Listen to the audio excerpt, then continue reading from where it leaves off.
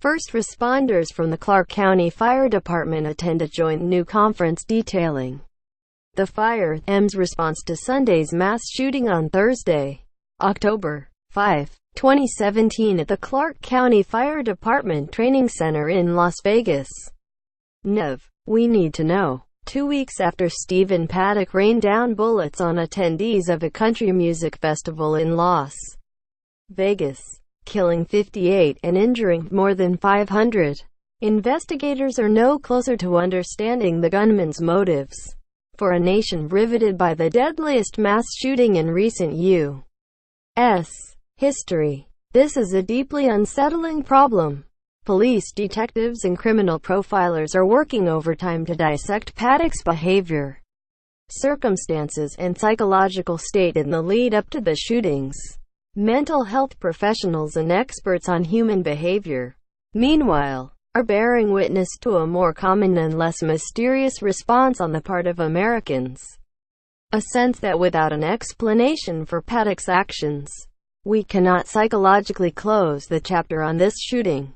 The lack of explanation here is bothering us on an almost existential level, said psychologist Yuval Neria, an expert on post-traumatic stress disorder at Columbia University in New York.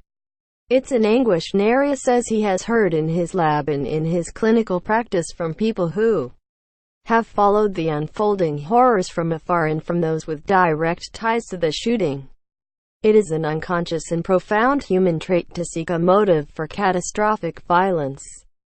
It is a means of self-defense, said Jeff Victoroff, a professor of psychiatry and neurology at the University of Southern California and an expert in trauma, terrorism, and human aggression. People need to make contingency plans to protect themselves by assigning a motive, recognizing people with that motive, and staying away from them.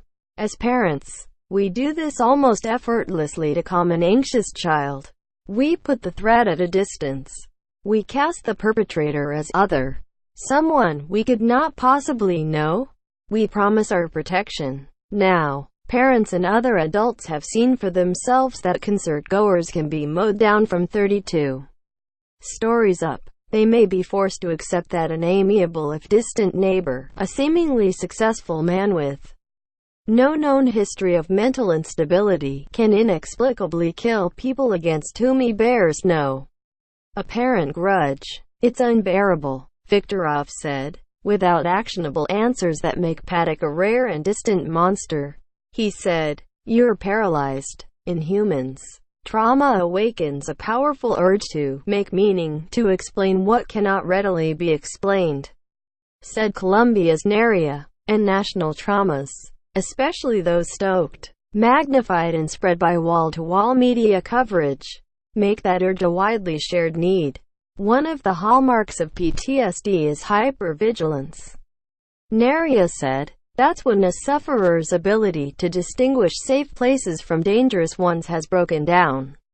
Unfortunately, the continuing gap in understanding about what drove Paddock, 64, to kill has eroded that distinction. He said, for many Americans, it is a taste of what life is like for those with PTSD. Prayers and appeals to unity can fill the void that uncertainty creates. And sometimes that's enough. Experts said, we don't feel safe until we know. And explanation abhors a vacuum, said Charles R. Figley, a psychologist who directs Tulane University's Traumatology Institute in New Orleans.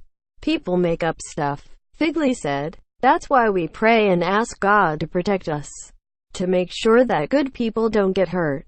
We start constructing explanations that at least make us feel better. In normal times, Figley said, this process gets an assist from public figures. People who feel threatened naturally gravitate to people they trust. He said, a community of people like us.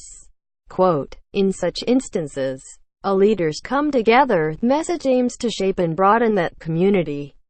In the absence of a clear explanation for trauma after a natural disaster, for instance, the leader's words are meant to inspire confidence that, even in a random world, Americans can rely on one another. But these are not normal times, Figley said. In a country riven by deep political and social divisions, the absence of an explanation for Paddock's actions leaves many wondering, who's on my side? And in the absence of effective appeals to unity, he said, he fears that anxious Americans will probably retreat more deeply into their partisan echo chambers. President Donald Trump has done little to bring Americans together and help them move forward, Figley said. Despite an absence of evidence, Trump pronounced Paddock sick and demented. Trump's characterization of Paddock as mentally ill may help the president feel better by providing a simplistic motive for the shooting, said Dr. David Spiegel, a Stanford University psychiatrist. But it is a poor response to a phenomenon that is actually quite easy to explain. The reason Paddock could kill so many people in a 10-minute span is that he had ready access to the means to do so, Spiegel said. The real explanation, he said, lies with guns and a culture that puts ridiculous firepower in virtually anyone's hands. There's nothing sick about him, Spiegel said of Paddock. As a psychiatrist, I deeply resent the inference that anybody who does something like this is mentally ill. It's untrue and deeply unfair to people with mental illness. Finally, Spiegel warns, when people reflexively accept a mental illness explanation for mass shootings, they are playing into the hands of the gun rights advocates who would foil any effort to stem the tide of weapons in America. We all want to feel in control of things we can't control, said Spiegel, who directs Stanford's Center on Stress and Health.